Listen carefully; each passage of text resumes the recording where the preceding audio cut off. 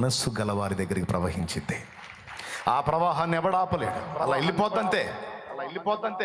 నిజంగా నీకు దేవుని కృప పొందాలనుందా? అది రక్షణార్థమైన కృపైనా, ఆశీర్వాదార్థమైన కృపైనా, పరిచర్యార్థమైన కృపైనా, అది ఏ విధమైన కృపైనా నీవు స్వతంత్రించుకోవాలంటే ప్రధానమైన అర్హత దీన మనస్సు, తగ్గించుకునే మనస్సు, నేల మటుకు తగ్గించుకునే మనస్సు, సాత్వికమైన మనస్సు ఏ బిడ్డలో ఉంటుందో ఆ బిడ్డ దగ్గరికి కృప ప్రవహించింది. లోకంలో దేవుణ్ణి దూషించి ద్వేషించి దేవుని మీద దుర్మార్గంగా దుమ్మెత్తిపోసేటువంటి దౌర్భాగ్యులకి ఎందుకు ఇవ్వాలి కృప? ఎందుకు ఇవ్వాలి?